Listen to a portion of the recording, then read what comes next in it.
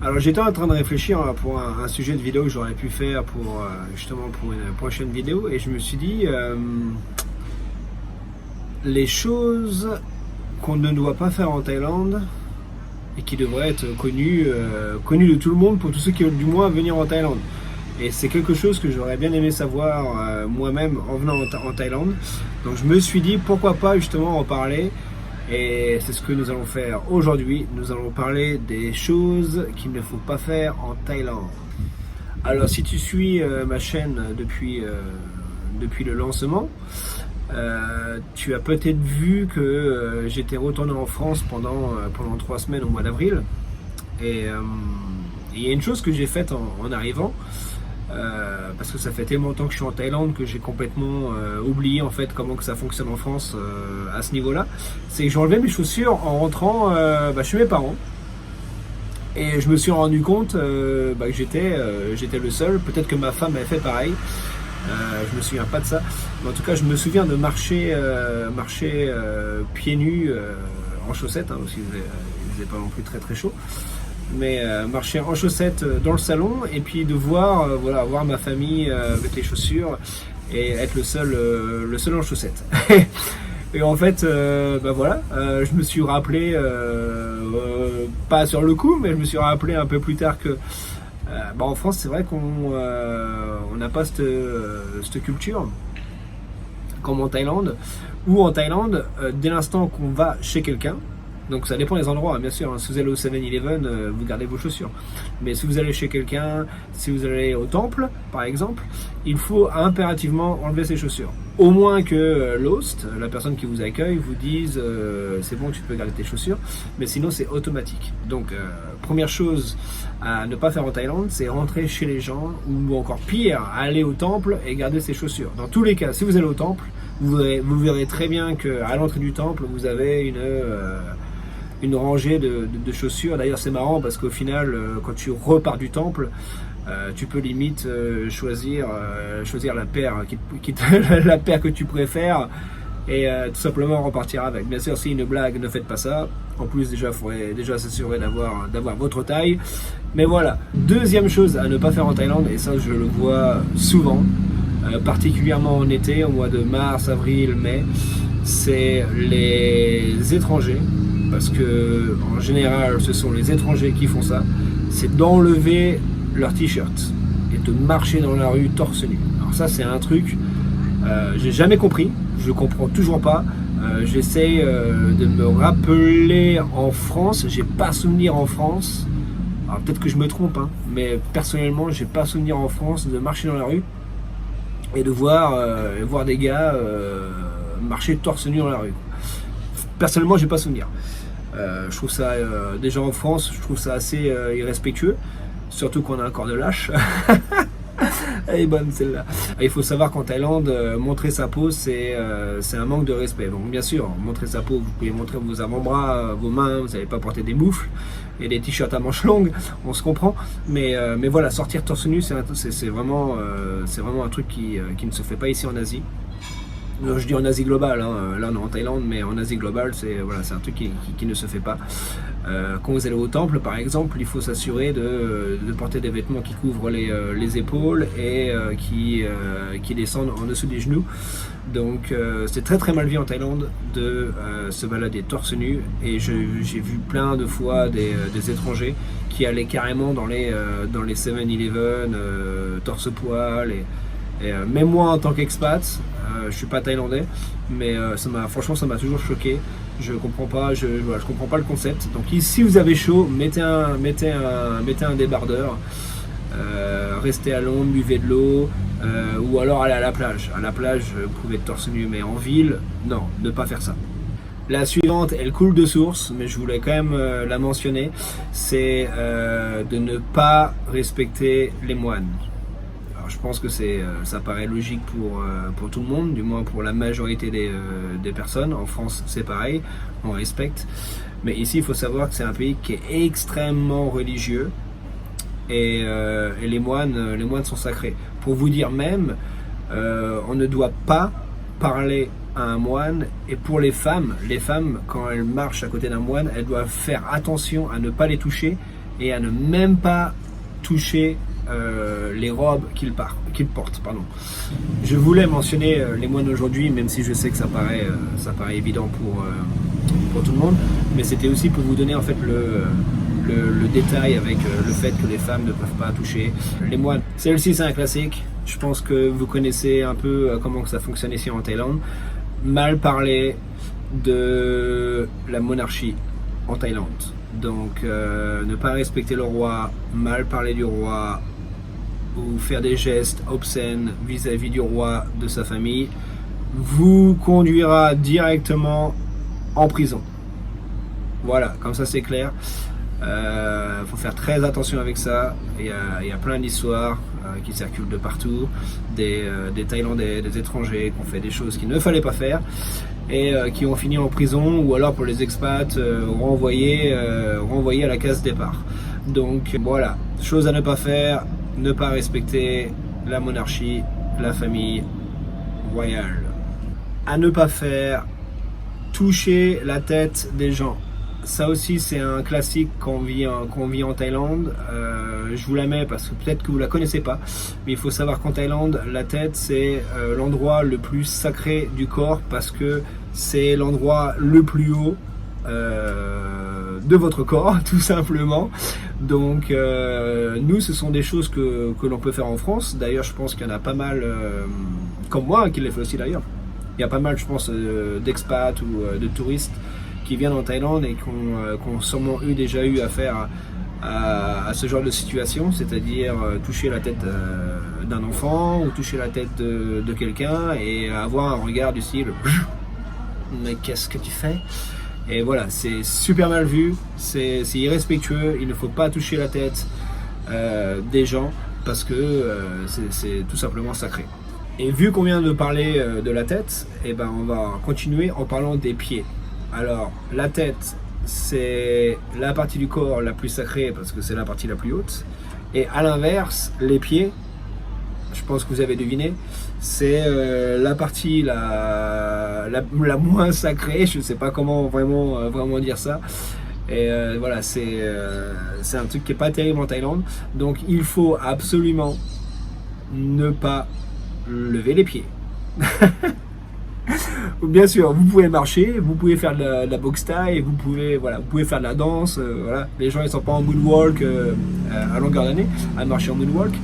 Mais juste pour dire en fait que voilà, les pieds doivent rester le plus bas possible. Donc il ne faut pas ne pas pointer par exemple avec le pied. Vous allez peut-être me dire que c'est bizarre, mais je sais qu'il y a des gens qui le font. J'ai dû le faire déjà aussi. J'ai d'ailleurs dû le faire aussi en Thaïlande, pointer avec le pied quand on est allongé. Donc toujours faire attention à ce que vos pieds soient bien le plus bas possible. Ne pas pointer, ne pas faire passer sa jambe au-dessus de la tête de quelqu'un. D'ailleurs, autre chose aussi, ne pas marcher au-dessus de quelqu'un. Donc disons qu'il y a quelqu'un qui soit allongé, il ne faut pas marcher au-dessus. Et qu'est-ce que je pourrais dire d'autre par rapport à ça? Bah voilà, c'est tout quoi. Les pieds, voilà, c'est pas bien, donc il faut les laisser au sol et voilà, ne pas toucher des visages avec des pieds, même si ça peut paraître un peu bizarre parce que je vois pourquoi on pourrait faire ça, mais moi je sais que je l'ai fait avec ma copine par exemple et avec ma femme pardon. Et voilà, c'est un truc qui ne se fait pas en Thaïlande. Les pieds doivent rester au sol et il faut faire attention, tout simplement. Je pense que celui-ci va parler à beaucoup. Moi, personnellement, il me parle pas mal parce que même après 11 ans, j'ai encore du mal avec ça, mais ne pas s'énerver. En Thaïlande, c'est très mal vu de s'énerver. Il faut garder son calme, il faut être posé. C'est vraiment un pays zen, il n'y a pas de conflit. Pour ceux qui connaissent un peu, en Thaïlande ici, dès l'instant qu'il y a des conflits, qu'est-ce qui se passe? Les gens, ils sourissent. Donc voilà, ils ont un peu du mal avec tout ce qui est confrontation, même s'il n'empêche, vous pouvez tomber sur une bagarre, en journée ou en soirée. Mais en général, voilà, les Thaïlandais évitent toute toute histoire, toute altercation, et en gros ils vont s'excuser, ils vont sourire, ils vont dire ah, je suis désolé, mais ils vont éviter, voilà, ils vont éviter la plupart des conflits, et ça c'est quelque chose de très dur. Personnellement, encore une fois, hein, je trouve que c'est quelque chose de très dur à assimiler quand on vient de la France, et que on nous a élevés. Donc encore une fois, je parle pour moi, mais je pense que je ne suis pas le seul dans cette situation-là, où on nous a élevés justement à faire face à nos problèmes, à dire à telle personne quand on n'est pas content. On est quand même les premiers à descendre dans les rues pour manifester, donc c'est quand même quelque chose qui est dans notre sang en tant que Français. Et justement le fait de rien dire et de se taire, et ben c'est un peu comme si on était des moins que rien, et qu'on était en anglais ils disent des pussies, tu vois. Et donc en fait voilà, si on dit rien, et ben on a l'impression d'être des merdes, et qu'on n'a pas de roubignoles. Et donc c'est quelque chose qui est un peu dur pour le français de base. Mais en Thaïlande, il faut essayer il faut respirer un bon coup, se calmer, et puis se dire que ça va aller. Mais ça, de pas s'énerver, c'est quelque chose de dur à faire, et en Thaïlande c'est quelque chose de très très mal vu. Même si ça peut t'arriver pas mal de fois de t'énerver parce que tu as vraiment l'impression que des fois ils te prennent pour un con. En tout cas voilà, il faut éviter. Alors, une petite spéciale, je sais pas si elle va parler à tout le monde. Moi personnellement c'est un truc que je fais, mais que les Thaïlandais ne font pas. Je pense que vous avez entendu celle-ci nulle part ailleurs. À ne pas faire en Thaïlande, se moucher à table. Alors, personnellement je le fais, j'ai encore dû le faire à midi. Mais en Thaïlande, c'est quelque chose qu'ils ne font pas. Donc en Thaïlande, le Thaïlandais qui veut se moucher, il se lève, il va dans une autre pièce, il se mouche, et ensuite il revient à la table. Donc c'est marrant d'ailleurs, parce que nous en France, on serait plus ok, on va dire, à se moucher à table. Par contre, le fait de rôter ou de péter, c'est un truc qui pourrait être vu comme super crado, quoi. Et en Thaïlande, c'est l'inverse, c'est se moucher, c'est crado, alors que, à contrario, lâcher un rot de l'espace à table ou même péter, sans bien sûr dire pardon, et ben ça passe comme une lettre à la poste. Donc voilà, ne pas se moucher à table. Ils ont aussi un truc en Thaïlande qu'on a aussi en France, donc ça je pense qu'il n'y aura pas trop de mal à s'adapter par rapport à ceci, c'est pointer du doigt. En France, c'est un truc qui ne passe pas. Et ben, il faut savoir qu'en Thaïlande, c'est exactement pareil. Pointer du doigt, c'est très mal vu. Donc, en France, vous ne le faites pas. Et ben ici, ne le faites pas non plus. Montrer trop de signes d'affection en public, étant donné que c'est un pays très religieux, bouddhiste, c'est quelque chose aussi de pas très bien vu. Après, ça vous empêche pas de le faire, mais il faut être discret. Genre s'enlacer dans la rue et puis se rouler une grosse pelle devant toute la ville, c'est pas un truc que je conseillerais. Personnellement, avec ma femme, on se tient la main, on peut se faire des petits bisous par-ci par-là, mais évitez de vous enlacer et de faire un film porno à la verticale dans les rues de Thaïlande. Donc c'est un truc, voilà, il faut faire attention à ça. Pas trop de gestes poussés avec sa compagne ou son compagnon.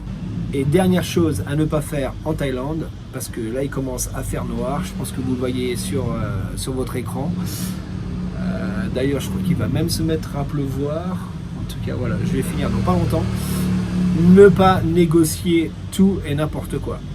Je sais, vous arrivez en Thaïlande, la Thaïlande, ils n'ont pas forcément leur prix sur leurs articles, ça c'est vrai, ils n'ont pas les prix sur les articles, mais de là à négocier tout et n'importe quoi, ou leur tout et tout le temps, c'est un truc qui ne se fait pas en Thaïlande. Et en plus vous venez d'Europe, vous n'arrivez pas avec 3 billes, donc négociez votre tuk-tuk, négociez.